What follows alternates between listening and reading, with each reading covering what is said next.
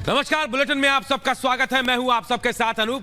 मेरे साथ इस बुलेटिन में गायत्री और सुजाता भी मौजूद रहेंगे, लेकिन शुरुआत एक बड़ी खबर से करते हैं। और बड़ी खबर यह कि आज दिल्ली में अमित शाह के घर पर लोकसभा चुनाव को लेकर बड़ी बैठक होने वाले, उत्तर प्रदेश को लेकर यह बड़ी बैठक होने वाली। उस बैठक में गृह मंत्री अमित शाह के साथ साथ योगी आदित्यनाथ, दोनों डेप्यूटी सीएम मौजूद रहेंगे। और साथ यह भी कहा जा रहा है कि बीजेपी के राष्ट्रीय अध्यक्ष यानी जेपी नड्डा भी इस बैठक में शामिल हो सकते हैं। लोकसभा चुनाव और एमएलसी चुनाव को लेकर इस बैठक में मंथन होना है। तो देखिए, लोकसभा चुनाव अब करीब आ गया है और अब सीटों पर मंथन शुरू हो गया। लेकिन आज का दिन बेहद अहम है उत्तर प्रदेश को लेकर, क्योंकि आज उत्तर प्रदेश को लेकर अमित शाह के आवास पर अहम बैठक होने वाली है। और इस बैठक में लोकसभा चुनाव की तैयारियों को लेकर चर्चा होनी है, उत्तर प्रदेश को लेकर चर्चा होगी।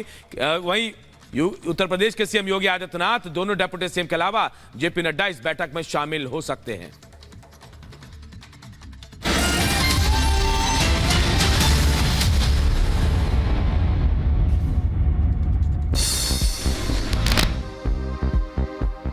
राजस्थान के कोटा में 3 सरकारी अध्यापकों पर गिरी गाज। स्कूल में धर्मांतरण के आरोप में 2 टीचर निलंबित, महिला शिक्षक पर भी कार्रवाई जारी। जो ही मेरे ध्यान में आया, मैंने तीन शिक्षकों के खिलाफ कठोर कार्रवाई करने का मन बनाया है। और इसी के संदर्भ में मैंने 2 अध्यापकों को तो निलंबित कर दिया है। असम सरकार का बड़ा फैसला, आपको बता दें, निरस्त किया मुस्लिम विवाह तलाक अधिनियम। बोले यूसीसी की दिशा में ये बड़ा कदम। असम में मुस्लिम विवाह तलाक अधिनियम निरस्त करने के फैसले पर एआईयूडीएफ के विधायक का हमला। रफीकुल इस्लाम ने कहा, प्रदेश में यूसीसी लाने की हो रही है कोशिश। तो आसाम में भी ये ट्राई कर रहा था कि यूसीसी लाएंगे, तो मेरे ख्याल में यूसीसी ला नहीं सकते। यहाँ बहुत सारे कास्ट कम्युनिटी के लोग हैं जो यूसीसी यहाँ लाके जो करना चाहते हैं वो खुद उनके कम्युनिटी में है। एनएचआरसी की टीम एक बार फिर संदेश खाली पहुंची। पीड़ित महिलाओं से लगातार कर रही है बात टीम। कल भी संदेश खाली गई थी राष्ट्रीय मानवाधिकार आयोग की टीम। पश्चिम बंगाल में ईडी का ताबड़तोड़ एक्शन जारी है। टीएमसी नेता शाहजहां शेख के करीबियों के खिलाफ रेड जारी। मनी लॉन्ड्रिंग केस में कांग्रेस नेता हरक सिंह रावत को समन। ईडी ने 29 फरवरी को हरक सिंह रावत को पूछताछ के लिए किया तलब। उमेश पाल की पहली बरसी पर शांति पाठ का आयोजन। पाठ के साथ ही श्रद्धांजलि सभा का भी आयोजन हुआ। उमेश पाल की बरसी पर प्रयागराज की सड़कों पर लगाए गए श्रद्धांजलि पोस्टर। उमेश पाल समेत मारे गए 2 सिपाहियों को किया गया नमन।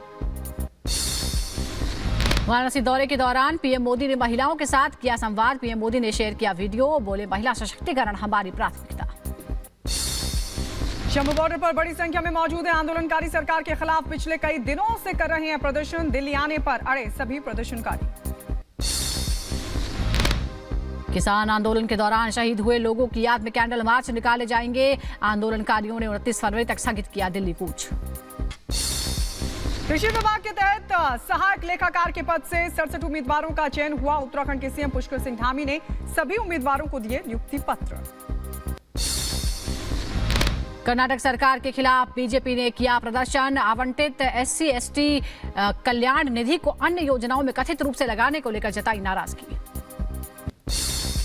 तमिलनाडु के वेन्नामलाई मुरुगन मंदिर में मासी मगम महोत्सव का आयोजन किया गया। पूजा के लिए पहुंचे लाखों भक्त। सभी भक्तों ने मंदिर में की पूजा अर्चना। अहमदाबाद वडोदरा एक्सप्रेसवे पर रेलिंग टूटने से बड़ा हादसा हो गया। 2 लोगों की मौत हो गई, कई लोग गंभीर रूप से जख्मी हो गए। सभी का अस्पताल में इलाज जारी है। उत्तराखंड के बनबसा में बना पुल क्षतिग्रस्त होने से राहगीरों को करना पड़ रहा है परेशानियों का सामना। ब्रिटिश काल के समय पुल का हुआ था निर्माण। पश्चिम बंगाल के आसनसोल में आग का तांडव। जादू डांगा इलाके में गोदाम में लगी भीषण आग। मौके पर दमकल की गाड़ियां मौजूद। आग की सूचना के बाद घटनास्थल पर पहुंची दमकल विभाग की टीम। आग पर काबू पाने में जुटा विभाग। फिलहाल किसी के जख्मी होने की खबर नहीं। फरुखाबाद में आयोजित रामनगरिया मेले में हादसा हो गया। मौके पर आग लगने से 1 की मौत, 7 लोग बुरी तरह झुलसे। स्पेन के वालसेनिया शहर में 14 मंजिला इमारत में लगी भीषण आग से मची तबाही। 10 लोगों की मौत की पुष्टि। 6 दमकल कर्मी और एक छोटे बच्चे समेत 14 लोग जख्मी। पोर्ट मियामी के पास USFL सी प्लेन हादसे का शिकार हो गया। हादसे में बाल बाल बचे सभी 7 यात्री। हादसे की जांच जारी। IDF ने लेबनान में हिजबुल्लाह के ठिकानों पर किए ताबड़तोड़ हमले। इजरायली सेना ने हमले का वीडियो किया साझा। हुती विद्रोहियों के नियंत्रण वाली राजधानी सना में यमन वासियों ने किया प्रदर्शन में फिलिस्तीनियों के साथ दिखाई गई एकजुटता। इजराइल और संयुक्त राज्य अमेरिका के खिलाफ किया प्रदर्शन।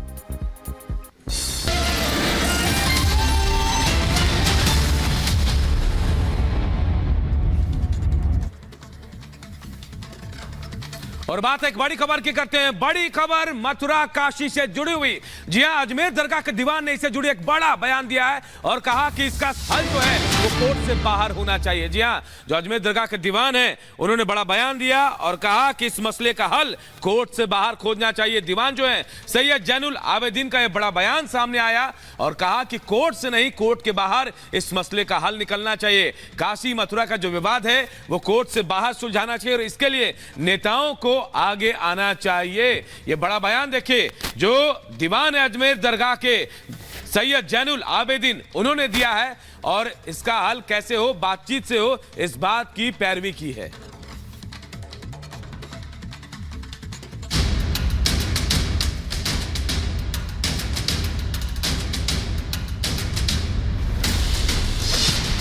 योगी का फॉर्मूला, दीवान की अपील।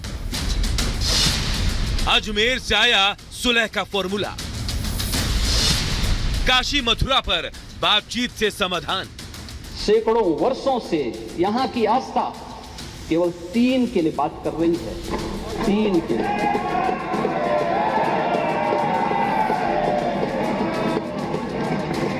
वो 3 के लिए भी इसलिए वे विशिष्ट स्थल हैं, वे सामान्य नहीं हैं। ईश्वर की अवतरण की धरती है, असामान्य नहीं है। वो असामान्य यानी उसको एक सामान्य स्तर पर नहीं मान सकते।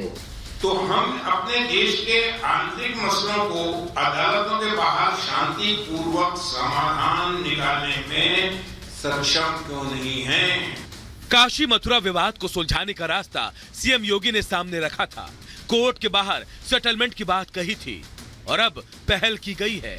इस बार काशी मथुरा विवाद के सुलह का रास्ता अजमेर दरगाह के दीवान सैयद जैनुल आबेदीन ने दिखाया है। सैयद जैनुल ने कोर्ट के बाहर मथुरा काशी मसलों का समाधान ढूंढने की पहल की है। तो हम अपने देश के आंतरिक मसलों को अदालतों के बाहर शांतिपूर्वक समाधान निकालने में सक्षम क्यों नहीं हैं? जब हम पूरे विश्व के अंदर सक्षम हैं तो अपने देश में क्यों नहीं है? हमारा देश दुनिया के लिए आज मोहब्बत और शांति का प्रतीक बन गया है। दीवान सैयद जैनुल आबेदीन के इस पहल की तारीफ हो रही है। उनके बयान को स्वागत योग्य बताया जा रहा है। कोई ना कोई रास्ता निकालने की बात कही जा रही है। हम अजमेर शरीफ के दीवान के इन विचारों का स्वागत करते हैं। काशी संवाद की नगरी है, विवाद की नहीं। काशी सामंजस्य समरसता की भूमि है, विषमता की नहीं। यह तो काशी तुलसी रामायण रचिता तुलसीदास की भूमि है, कबीर की भूमि है, सूर्य की कवि जयशंकर की भूमि है। तो ये तो अच्छी बात है, स्वागत योग्य है। हमारे माननीय योगी जी भी यही कह रहे थे कि आप मतलब बाहरी सेटलमेंट कर लीजिए। हमारे जो मतलब अयोध्या हमारा हो गया है, काशी और मथुरा बाकी है, उसका सेटलमेंट हो जाए। बातचीत से हल हो सकता है। अगर बातचीत से हल होगा तो उससे सद्भावना भी बनेगी और कोर्ट से हल होगा तो मन में रहेगा कि कोई हारा जीता। हम तो चाहते हैं कि देश में सद्भावना बनी रहे। अगर वह पहल करते हैं तो पहल करने के बाद कोई ना कोई रास्ता निकलेगा। काशी मथुरा विवाद मामला कोई नया नहीं है, बल्कि सालों पुराना है। इससे पहले भी कई बार आपसी समझौते पर पहल हो चुकी है। ऐसे में सैयद जैनुल के इस पहल पर भरोसा करना साधु संतों के लिए मुश्किल हो रहा है। अपन उनकी सोच साफ है और इस्लाम में समुल्लम ईमान ही मुसलमान की जो बात कही है, अगर उस बात को मानते हैं तो हम उनका स्वागत करते हैं। लेकिन हम विश्वास कैसे करेंगे? क्योंकि सैकड़ों बार भारत पर आक्रमण हुआ, भारत को गुलाम किया गया, भारत को तोड़ा गया, भारत के लोगों को मारा गया। अगर बाहर से समझौता हो जाता है, जो जिसकी चीजें हैं परंपरागत उसको मिल जाती हैं, देखिए हिंदुस्तान है, यहाँ सब कुछ हिंदुओं का था, उनको अगर मिल जाता है ये बहुत अच्छा है।